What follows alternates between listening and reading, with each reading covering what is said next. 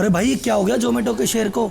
एक टाइम पे गिर गिर के 40 रुपए पहुंच गया था, आज 200 के हाई बना रहा है। क्या कर दिया ऐसा इन्होंने? ये जोमेटो का शेयर है ना, ये भी बहुत नाचना चाहता है। जब इसका आईपीओ आया था बम्पर गेन दिया, 66% लिस्टिंग गेन, 75 का शेयर लिस्ट हो रहा है 125 में, फिर धीरे धीरे 150 तक पहुंचा। उसके बाद सीधा 70% धड़ाम होके 40 रुपए पे आ गया। और फिर पता नहीं पिछले 1-1.5-2 साल में क्या जादू कर दिया कि वापस 200 के हाई बना रहा है। कुछ एनालिस्ट बोल रहे हैं शायद 250 भी मारे, कोई 300 भी ले जा रहा है। पिछले 1 साल की बात करूं तो 250% से ज्यादा का गेन दिया है। पिछले 9 महीने में 1 लाख करोड़ का मार्केट कैप बढ़ा है और इंडिया की टॉप 50 कंपनियों में से एक हो गया है। तो भाई ऐसा क्या हो गया जोमेटो में? आज सारे सवालों के जवाब दूंगा। क्यों तो ये आईपीओ लेके आए थे, क्यों आईपीओ बम्पर लिस्ट हुआ, बाद में इनके शेयर क्यों टूटे, और ऐसी कौन सी स्ट्रेटजी और चेंजेस इन्होंने अपने बिजनेस मॉडल में किए कि भाई साहब अब 40 का शेयर उठ के 200 तक तो पहुंच गया है। तो इन सारे सवालों के जवाब और एक एक स्ट्रेटजी को डिस्कस करेगा आपका राहुल। तो ये जो स्ट्रेटजी लगाई है जोमेटो ने, ये आप अपने बिजनेस में भी लगा सकते हो अगर बिजनेसमैन हो, किसी बिजनेस के एनालिसिस में भी काम में ले सकते हो अगर इन्वेस्टर हो, या स्टॉक मार्केट को वैसे ही जानना चाहते हो, या जिंदगी में भी जब नीचे चले जाएं तो ऊपर कैसे आया जाता है। ये सारी चीजें सीखने को मिलेगी आज के वीडियो में। तो इसका कोई भी पार्ट को स्किप मत करना, क्योंकि कोई चीज बताएगी नीचे कैसे गया, कोई चीज बताएगी ऊपर कैसे गया, और लास्ट में हम बताएंगे कि आगे क्या संभावना है। ये तो पास्ट था, फ्यूचर में क्या होगा ये भी आपको बताएंगे। तो जनता जनार्दन की जय बोल के करते हैं वीडियो की शुरुआत।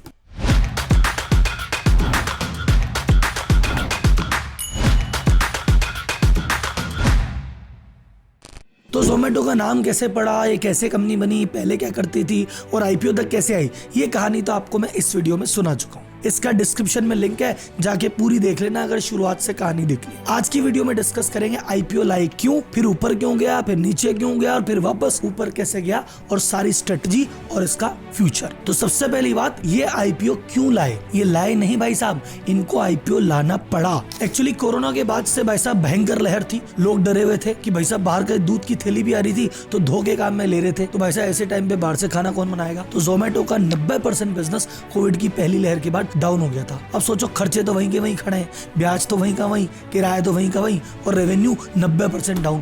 क्या हालत हो गई होगी फाइनेंस की? अब ऐसे टाइम पे भाई साहब कोई इन्वेस्टर पैसे भी नहीं देता। इन्वेस्टर ग्रोथ कंपनी को देगा ना, ऐसे टाइम पे कौन देगा पैसे? तो बाकी सारे इन्वेस्टर जा रहे थे। एक इन्वेस्टर था एंड फाइनेंशियल करके, वो चाइना से था कि चलो जी हम दे देंगे 150 मिलियन, वो मिल जाते तो निहाल हो जाता। उस समय गलवान घाटी में टेंशन हो गया, चाइना ने अपनी औकात दिखा दी। तो गवर्नमेंट ने एक रूल पास कर दिया कि भाई साहब चाइना की कंपनियां इंडिया की कंपनी में इन्वेस्ट करके खूब प्रॉफिट कमा रही है और ज्यादा ही कंट्रोल ले रही है।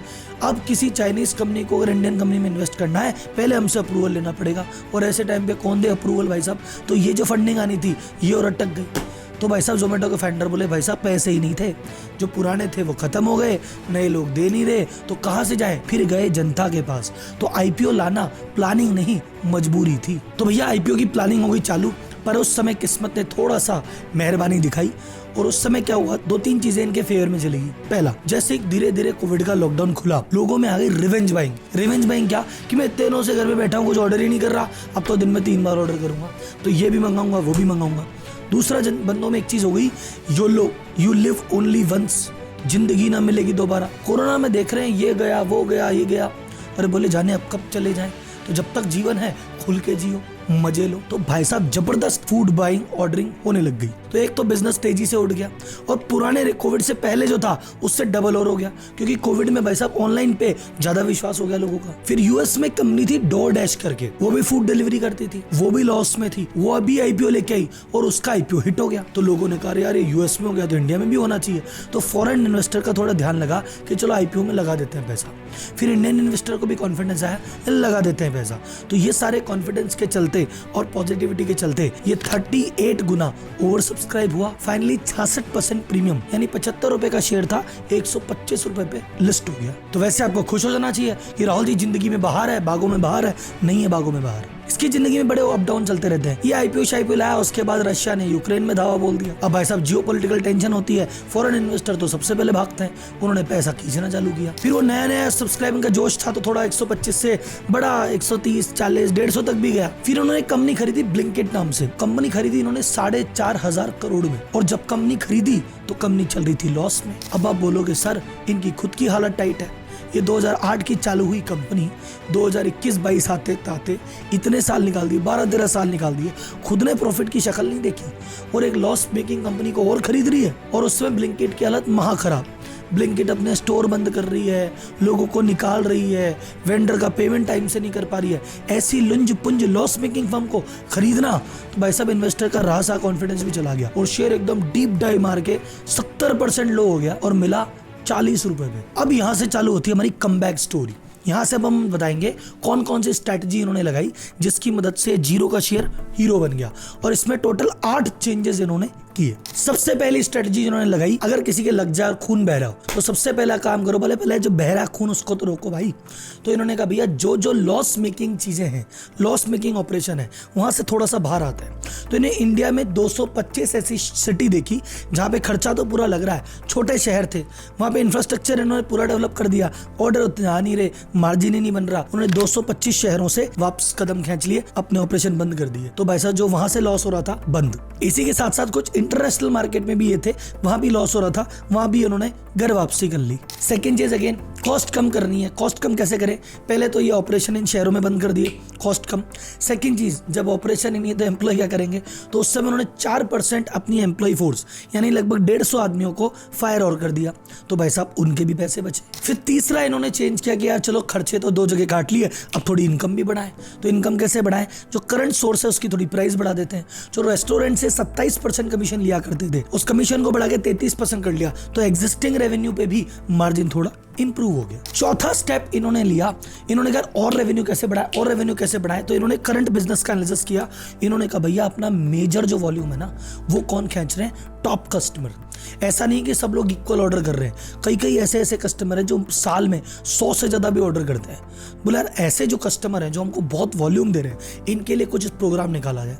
पहले जोमेटो गोल्ड इन्होंने निकाला था, उसमें कुछ स्ट्रक्चरल इशू थे, रेस्टोरेंट वालों ने हड़ताल कर दी, वो तो चला गया। लेकिन अब इन्होंने रीलॉन्च किया जोमेटो गोल्ड, और वो था सब्सक्रिप्शन मॉडल जिसमें एक सर्टेन फीस लेते हैं। जोमेटो गोल्ड के इनके 3.8 मिलियन सब्सक्राइबर यानी 38 लाख लोगों ने जोमेटो गोल्ड लिया, तो उसकी सब्सक्रिप्शन रेवेन्यू बढ़ गई। अब आप बोलोगे राहुल जी लेकिन इसमें तो एक पंगा है। बताओ साहब क्या पंगा है? बोले सर जोमेटो गोल्ड से एक बार पैसे ले लेते हैं, लेकिन फिर उनको कुछ डिलीवरी फ्री देनी पड़ती है, कुछ डिलीवरी फास्ट देनी पड़ती है, और कुछ डिस्काउंट और होते हैं। तो कुल मिला के जोमेटो गोल्ड लेने से कंपनी को तो नुकसान ही होगा। एक नॉर्मल ऑर्डर जो जोमेटो गोल्ड जिसके पास नहीं है उसमें ज्यादा कमाई है, और जोमेटो गोल्ड वाले में कम कमाई है, क्योंकि वहां डिस्काउंट ज्यादा देना पड़ता है, फास्ट डिलीवर करना पड़ता है, फ्री डिलीवर करना पड़ता है। लेकिन भाई साहब आपकी बात एकदम सही है, जोमेटो गोल्ड वाले ऑर्डर में प्रॉफिट जरूर कम है, लेकिन इस चक्कर में फ्रीक्वेंसी बढ़ जाती है। मान लो मैं कभी जोमेटो से कर रहा हूँ, कभी स्विगी से कर रहा हूँ, कभी किसी तीसरी जगह से कर रहा हूँ, लेकिन अगर मेरे पास जोमेटो गोल्ड है, मैं स्विगी की तरफ देखूंगा भी नहीं, मैं किसी तीसरी जगह जाऊंगा ही नहीं, मैं बोलूंगा अपन तो गोल्ड वाले हैं। लगा, इससे बढ़ती है फ्रीक्वेंसी, और जब फ्रीक्वेंसी बढ़ती है तो ओवरऑल वॉल्यूम बढ़ता है, और ओवरऑल वॉल्यूम बढ़ेगा तो मार्जिन में हम ठीक ठाक कमा ही लेंगे। प्लस अगर वॉल्यूम ज़्यादा बढ़ेगा तो हम एडवर्टाइजमेंट के माध्यम से, हम रेस्टोरेंट के कमीशन के माध्यम से वहाँ 2 पैसे कमा लेंगे। तो लॉस मेकिंग मार्केट से बाहर निकल गए, एम्प्लॉय को निकाल दिया, प्लेटफॉर्म फीस बढ़ा दी, और रेस्टोरेंट से कमीशन बढ़ा दिया, जोमेटो गोल्ड ले लिया। अब क्या करें?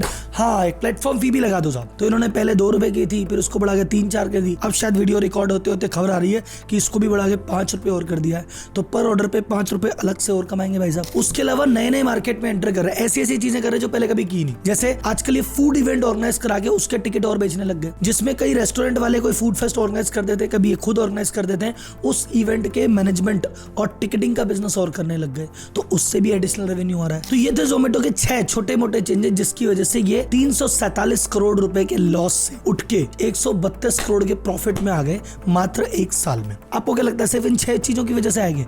2 बड़ी चेंज किए हैं जिसकी वजह से आगे पहुंचे।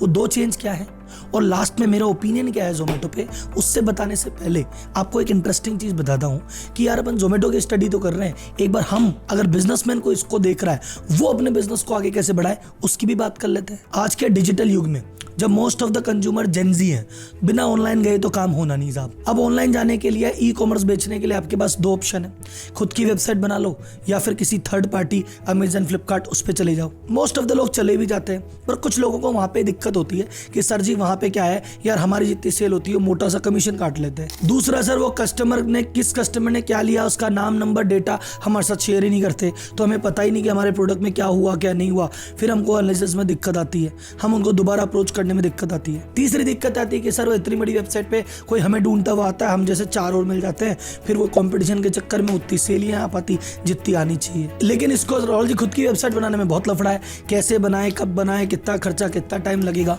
टेंशन नको लेने का भाई, एक बढ़िया चीज आई है बाजार में, ओडू एक तरह का ERP बिजनेस मैनेजमेंट सॉफ्टवेयर है, जिसपे आप बढ़िया सी professional looking customise e-commerce website खुद की स्वयं की बना सकते हो। सबसे पहले इस ओडू की वेबसाइट पे गए, वहां पे आपने अपना बिजनेस टाइप सिलेक्ट किया, ऑब्जेक्टिव सिलेक्ट किया टू सेल मोर, और यहाँ अपने ब्रांड का लोगो कर दिया अपडेट। और यहाँ से अब आपको अपनी वेबसाइट में जो जो फीचर चाहिए वो यहाँ से सिलेक्ट करते जाओ। कुछ फ्री मिल जाएंगे, कुछ पेड मिल जाएंगे। उसका मंथली या ईयरली प्लान होगा, आप देख लीजिएगा, आपको समझ में आए तो ले लीजिएगा। तो इसमें करियर, लाइव चैट, ऐसे बहुत सारे ऑप्शंस हैं जो आपको और मिल जाएंगे। अब ये सिलेक्ट करने के बाद आपको कुछ ऑप्शन दिए जाएंगे, उसमें जो थीम लगे बेस्ट उसको कर लो सिलेक्ट। अब नेक्स्ट स्टेप है आपके प्रोडक्ट डालने का, तो न्यू, फिर प्रोडक्ट ऐड कर लो, उसका नाम, प्राइस डाल के, फिर प्रोडक्ट इमेज और डिस्क्रिप्शन भी अपडेट कर लो। आपकी ई-कॉमर्स वेबसाइट का फ्रेमवर्क बन के तैयार हो गया। ओडो पे जो आपका कस्टम डोमेन है वो पहले साल के लिए फ्री रहेगा। अब जैसे ओडो पे बहुत सारे ऐप है, तो जो भी पहला ऐप लोगे वो लाइफ टाइम फ्री रहेगा, जिसमें अनलिमिटेड सपोर्ट भी रहेगा और होस्टिंग भी रहेगी। तो अगर आपको खुद की वेबसाइट बनानी हो, ई-कॉमर्स प्लेटफॉर्म बनाना हो, तो Odoo is a very good platform. तो एक बार इसकी जो फ्री एप्लीकेशन है उसको तो चेक करके देख लो, इसका जो लिंक है मैंने दे दिया डिस्क्रिप्शन में। और अब आते हैं आप अपने मेन टॉपिक की तरफ। अब आता है भाई साहब मास्टर स्ट्रोक। अभी तो ये जो 6 चेंजेस थे ना, छोटे मोटे छुट्टू मुट्टू चेंज थे। अब जो 2 चेंज हैं, बड़े चेंज है। एक चेंज इन्होंने किया, हाइपर प्योर। ये क्या होता है? ये जब जोमेटो का IPO आ रहा था तब भी मैंने बताया था कि ऐसा ही कुछ लॉन्च करने वाले। अब भैया लॉन्च कर दिया इन्होंने और बड़ा सक्सेसफुल लॉन्च किया है। हाइपर प्योर क्या है? हाइपर प्योर में रेस्टोरेंट को जो भी बैक एंड में चीजें की जरूरत है, अभी रेस्टोरेंट की ऑर्डरिंग का तो काम कर रहे हैं फ्रंट का, बैक में कि रेस्टोरेंट को भैया सब्जी चाहिए, चीज चाहिए, पनीर चाहिए, किसी को नॉनवेज को मीट चाहिए, ये सारी चीजें कहता है कि तुम यार, एक रेस्टोरेंट 50 वेंडर से 50 आइटम लेता है, जोमेटो कहता है हमसे ही ले लो। वो 50 वेंडर तो छोटा छोटा देंगे, हम तो बल्क ऑर्डर करते हैं, हम तुम्हें बढ़िया रेट दे देंगे, बढ़िया डील दे देंगे। तो हाइपर प्योर के माध्यम से ये B2B सेलर बन गया है। ये सब्जी उब्जी सारी चीजें रेस्टोरेंट को भी बेचता है। और क्या बेचता है? पिछले क्वार्टर का टर्नओवर कितना पता है? 859 करोड़। टोटल रेवेन्यू का 25% हाइपर प्योर से करने लग गए। आज के 1 साल पहले जहां इन्होंने लॉस दिखाया था 347 करोड़ रुपए का, वो मात्र 6 महीने में 2 करोड़ के प्रॉफिट में बदल गया। और ये एक ऐसा स्टार्टअप बने जो कि लिस्टेड भी है और प्रॉफिटेबल भी है। और बाद में वो 2 करोड़ का प्रॉफिट बढ़ते बढ़ते अभी करंट में 138 करोड़ रुपए का प्रॉफिट जोमेटो अर्न कर चुकी है। अब भाई साहब इस चीज को देखते हुए दीपेंद्र गोयल जी की तो खुशी के ठिकाने नहीं है। एक नई गाड़ी भी ले ली, बढ़िया शादी भी कर ली, और ये कह रहे हैं कि भाई साहब क्या बात कर रहे हो तुम, अभी तो जोमेटो 20 बिलियन का है, इसको बनाऊंगा $100 बिलियन की कंपनी, और वो भी 2030 तक। यानी यहाँ से अगले 6-7 साल में 5 गुना ले जाऊंगा कंपनी को। अब अगर इनसे पूछा जाए कि 2030 तक जो फूड डिलीवरी का ओवरऑल मार्केट है वही 35 बिलियन रहेगा, तो आप कैसे लेके जाओगे? पूरा का पूरा मार्केट भी ले जाओगे तो 35 बिलियन ही होगा, और पूरा थोड़ी ले जाओगे, बाकी लोग भी तो है।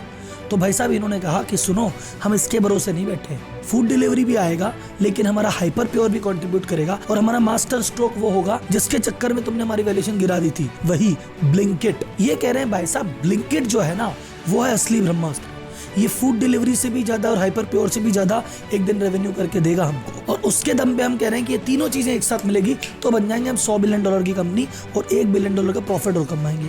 तो पहले समझते हैं ब्लिंकिट किस चिड़िया का नाम है, फिर इसका एनालिसिस करते हैं, फिर जोमेटो का करेंगे। क्या बोलती है पब्लिक? ब्लिंकिट के बारे में कहते हैं कि देखो जी, फूड डिलीवरी की तुलना में ये वाला काम ज्यादा। फूड डिलीवरी में तो क्या है, तुम दिन में 1 बार मंगाओगे, 2 बार मंगाओगे, लिमिटेशन है।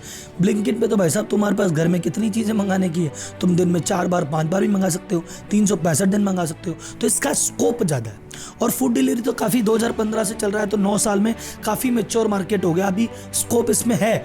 लेकिन भाई साहब ये तो अभी चालू हुआ है, असली स्कोप तो इसमें निकल के आएगा। क्विक कॉमर्स में कई लोग कहते हैं अरे 10 मिनट में डिलीवरी करने में भैया कॉस्टिंग भी तो ज्यादा आएगी, आधे घंटे में डिलीवरी करने में कॉस्टिंग भी तो ज्यादा आएगी, और तुम्हारी ऑर्डर वैल्यू तो कुछ होती नहीं है।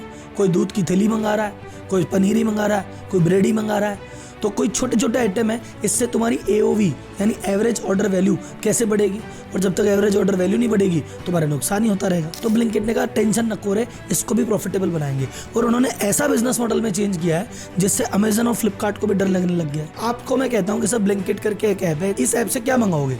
आप सोचते हो सर वही दूध, ब्रेड, चीनी, ये घर के छोटे मोटे आइटम और क्या। सर जी इन्होंने आईफोन डिलीवर करना चालू कर दिया। अब ये कह रहे हैं कपड़े भी डिलीवर कर देंगे, जूते भी डिलीवर कर देंगे, इलेक्ट्रॉनिक्स भी डिलीवर कर देंगे। इससे फ़ायदा क्या होगा? पहला फ़ायदा होगा इनकी एवरेज ऑर्डर वैल्यू बढ़ जाएगी, प्लस ये सारे आइटम ऐसे हैं जिसमें हाई मार्जिन है। तो इनकी एवरेज ऑर्डर वैल्यू अभी 635 रुपये तक पहुंच गई है और ये धीरे धीरे इसको और बढ़ाने का प्रयास कर रहे हैं। अभी रिसेंटली इनका जो बेस्ट हाईएस्ट एवर सेल्स जो रहा, हाईएस्ट एवर सेल पूरी लाइफ टाइम में कौन से डे को हुई? वैलेंटाइन डे को। बोले साहब ने खूब टेडी दिए, खूब रोज दिए, खूब गिफ्ट दिए, खूब चॉकलेट दी। इनका एडवर्टाइजिंग से जो रेवेन्यू है वो 220% बढ़ गया। टोटल 557 एडवर्टाइजर ऑन बोर्ड आ चुके हैं ब्लिंकिट के। जो फाइनेंशियल ईयर 22 में 1440 करोड़ का लॉस था वो अभी 89 करोड़ के EBITDA लॉस में कन्वर्ट हो चुका है और हो सकता है आने वाले 1-2 क्वार्टर में ये भी प्रॉफिटेबल हो जाए। अब इनको सबसे बड़ा एडवांटेज क्या है कि जोमेटो का इतने साल का डेटा है कि इस एरिया में कौन लोग बैठे हैं, क्या चाहते हैं, क्या नहीं चाहते, प्लस ट्रस्ट है। और वो ट्रस्ट और वो जो सिस्टम है उसकी वजह से इनकी ऑर्डरिंग एफिशिएंसी बहुत फास्ट है, वर्किंग कैपिटल की रिक्वायरमेंट कम होती है। राहुल जी इसके हिसाब से तो जोमेटो बहुत बढ़िया परफॉर्म कर रहा है, आगे जाके तो झंडे गाड़ देगा। आपको क्या लगता है? देखो सर मेरा ओपिनियन मैं आपको 2 मिनट में बता देता हूँ। मैं कोई फाइनेंशियल एडवाइजर तो हूँ नहीं जो मैं आपको बताऊंगा शेयर लेना है, बेचना है, रखना है, वो सब आपका कॉल है। मैं तो बस अपने लेवल पे रिसर्च करता हूँ और जो मैं कर रहा हूँ वो आपके साथ शेयर कर देता हूँ। तो भाई साहब आज की डेट में फूड डिलीवरी का जो मार्केट है वो ड्यूओपोली मार्केट है। सिर्फ 2 कॉम्पिटिटर है, स्विगी और जोमेटो। इनमें देखा जाए तो जोमेटो की लीड एकदम क्लियर दिख रही है। प्रॉफिट में भी आ चुका है, IPO भी ला चुका है, अभी ऑलरेडी 55% मार्केट शेयर लेके बैठा है। वैल्यूएशन की बात करें तो जहां जोमेटो की वैल्यूएशन हो गई है 20 बिलियन, इसकी वैल्यूएशन अभी है 12 बिलियन। वही 70,000 करोड़ का गैप स्विगी जोमेटो में वैल्यूएशन में भी दिखता है। इस समय स्विगी में चल रहा है मेजर लॉस। पिछली बैलेंस शीट की बात करें तो स्विगी ने 4000 करोड़ से ज्यादा का लॉस किया है। तो एक तरफ प्रॉफिटेबल कंपनी, एक तरफ 4000 करोड़ का लॉस करने वाली कंपनी। तो ये रेस अगर ड्यूओपोली की देखी जाए तो आज की रेट में तो जोमेटो जीतता हुआ साफ दिख रहा है। इसी की वजह से कुछ AMC ने, कुछ म्यूचुअल फंड वालों ने बहुत बढ़िया इसको टारगेट भी दिए। जैसे UBS कहता है कि 250 रुपए जा सकता है, इसको जेम फाइनेंशियल कहता है 260 भी जा सकता है, कोटक ने 210 की फिगर दी है, एक एलारा कैपिटल है वो कहता नहीं 150, मेरे हिसाब से तो 150 का फिगर है, 150 पे इसको आना चाहिए। मार्च की बात करें तो 68 म्यूचुअल फंड ने जोमेटो के शेयर खरीदे हैं, 66 म्यूचुअल फंड ने कुछ प्रॉफिट बुकिंग की है और 270 फंड ऐसे है ना खरीदा ना बेचा, बस बने हुए हैं। यानी म्यूचुअल फंड की पसंद में है तो सही जोमेटो। तो राहुल जी सब कुछ बढ़िया है, फिर आप क्या कहते हो? मुझे लगता है सर सिंपल सी, मैं थोड़ा सा कंजर्वेटिव आदमी हूँ, मुझे लगता है वैल्यूएशन भाई साहब थोड़ी हाई है। क्योंकि सर टर्नओवर है 3-3.5 हजार करोड़ रुपए, प्रॉफिट है 100-150 करोड़ रुपए और उस पर वैल्यूएशन 1,70,000 करोड़ रुपए मुझे बहुत ज्यादा महंगी लगती है। हो सकता है आपका थोड़ा पैसा बन जाए, हो सकता है 2-3 साल रुको डबल भी हो जाए, लेकिन अभी भी इसके अलावा भी बहुत सारी ऐसी कंपनियां हो सकती है जहां पे कम रिस्क में कम दिमाग लगा के रिटर्न, इतना ही रिटर्न बन जाए। क्योंकि ये ले दे के अभी है तो स्टार्टअप ही, और प्रॉफिटेबल हुए नेट 6 महीने हुए, पर क्या आगे क्या पता अगले 2 क्वार्टर में वापस स्थिति पर लड़ जाए। स्टडी पर्पज से मैं कुछ जोमेटो लेके शेयर रख लूंगा ताकि 2 कट्टी में पड़े रहते हैं शेयर, तो एनालिसिस इजी रहता है कि हाँ जी बड़ा घटा वो पता चल जाएगा। लेकिन ये कोई वैसी कंपनी नहीं है कि अरे इकलौती कंपनी लेके पटक दो, प्रॉफिट ही प्रॉफिट है। फॉर एग्जाम्पल ये कोई ऐसी बड़ी कंपनी नहीं है कि आज इसके शेयर लेके पटक दो, अगले 10-20 साल इसका कौन सा कॉम्पिटिशन है, और ये तो पिछले 10 साल से प्रॉफिट दे रही है, अगले 10 साल और प्रॉफिट देगी। ऐसी कंपनी तो है नहीं। हिस्ट्री है 15-20 साल के लॉस की, प्रॉफिट की हिस्ट्री 6 महीने की है, तो इसको लेके छोड़ दूं ऐसा मुझे अभी दिखता नहीं है। तो जिसने 40 रुपए, 50 रुपए, 60 रुपए पे भरोसा दिखाया था उसने अपने पैसे 5 गुना कर लिए साहब, उसके भरोसे की हुई है जीत। पर क्या वही भरोसा 200 पे दिखाना चाहिए? यहाँ से क्या यह 1000 हो जाएगा? इस पे भाई कभी को डाउट लगता है। आपको क्या लगता है? आप मुझे कमेंट बॉक्स में जरूर बता देना कि भैया लोगे नहीं लोगे, रख रहे हो नहीं रख रहे हो, निकाल रहे हो, लेकिन उसका एनालिसिस का जो बेस है इस वीडियो को मत बनाना कि राहुल जी बोले दे। राहुल जी ये बोल रहे हैं भाई साहब एक वीडियो मेरी देख ली है, इसके अलावा ऐसी 10 वीडियो और देखो, 10 आर्टिकल और पढ़ो, अपना दिमाग लगाओ, फिर अपना डिसीजन लेना। मैं कोई फाइनेंशियल प्लानर तो हूँ नहीं। जोमेटो की और जोमेटो के फाउंडर दीपेंद्र गोयल की रेजिलियंस को जरूर सलाम करता हूँ कि 2008 से चालू होकर 2024 आ चुका है, 16 साल तक। ये खुद अपने इंटरव्यू में कहा कि अभी यूनिकॉर्न बनने तक के सफर में ऐसा 6 बार हुआ है कि हमारे पैसे खत्म हो गए। हमको लग रहा है बस अब कंपनी बंदी करनी पड़ेगी, लेकिन फिर कहीं ना कहीं से कुछ ना कुछ व्यवस्था हो जाती थी और हम आगे चल लेते थे। 2008 में ये प्लेटफॉर्म सिर्फ लिस्टिंग का प्लेटफॉर्म था, 2015 में ऑर्डर करने लगे, फिर अलग कंट्रीज में भी गए, बहुत सारे चेंज करते रहे, अभी भी लगे हुए हैं, 100 बिलियन का विजन रखते हैं। तो फाउंडर को पूरे नंबर रेजिलियंस को पूरे नंबर। लेकिन अभी पैसा जहाँ लगाने की बात होती है तो वहाँ बहुत सारी चीज़ें और देखने की होती है। जैसे ब्लिंकिट बहुत अच्छा परफॉर्म कर रहा है, पर स्विगी के पास इंस्टामार्ट है, टाटा ग्रुप का बिग बास्केट भी आ रहा है, क्या पता मोटा भाई कुछ चालू कर दे, फ्लिपकार्ट अमेजन तैयारी कर रहे हैं। तो आगे जाके क्या होगा जोमेटो पे क्लैरिटी मुझे शायद 1 साल बाद मिलेगी, 2 साल बाद मिलेगी कि करना है कि नहीं करना है। लेकिन अभी स्टडी पर्पज से या छोटे टर्म गेन के हिसाब से देख सकते हैं। लेकिन इसको अगर मैं सोचूं लेके भूल जाओ वो वाला स्टॉक, मुझे अभी तक तो ये नहीं लगता है। ये मेरी पूरी व्यक्तिगत ओपिनियन है, बाकी सब आप पे डिपेंड करता है। मुझे चैट बॉक्स में एक और बताओ कि कौन सा एक ऐसा शेयर है इस बार राहुल जी इस पे भी जैसा आपने एनालिसिस पे किया फंडामेंटल कि यार ये क्या चल रहा है, वो क्या चल रहा है, वो करना है, तो मुझे शेयर बता दो, अगली वीडियो शायद उस पर निकाल देंगे। तब तक के लिए धन्यवाद, जय हिंद।